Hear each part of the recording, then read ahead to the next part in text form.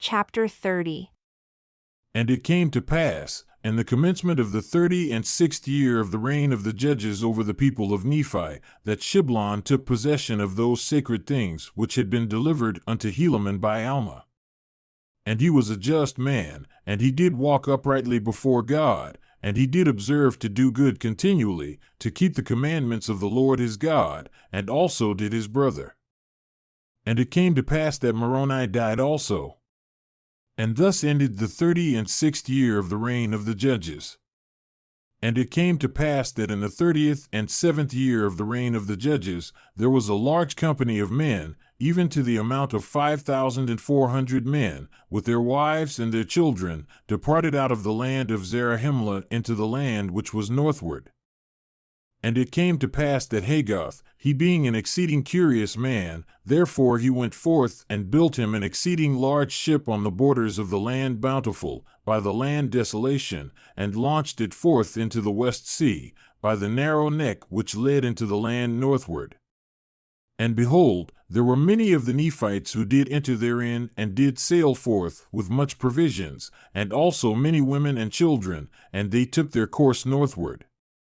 And thus ended the 37th year. And in the 38th year, this man built other ships. And the first ship did also return, and many more people did enter into it, and they also took much provisions, and set out again to the land northward.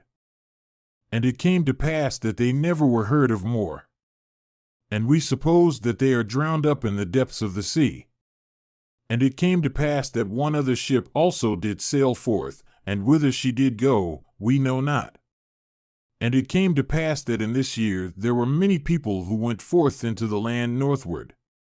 And thus ended the 38th year. And it came to pass, in the 39th year of the reign of the judges, Shiblon died also. And Corianton had gone forth to the land northward in a ship to carry forth provisions unto those people who had gone forth into that land. Therefore it became expedient for Shiblon to confer those sacred things, before his death, upon the son of Helaman, who was called Helaman, being called after the name of his father. Now behold, all those engravings which were in the possession of Helaman were written and sent forth among the children of men throughout all the land, save it were those parts which had been commanded by Alma should not go forth. Nevertheless, these things were to be kept sacred and handed down from one generation to another. Therefore in this year they had been conferred upon Helaman before the death of Shiblon.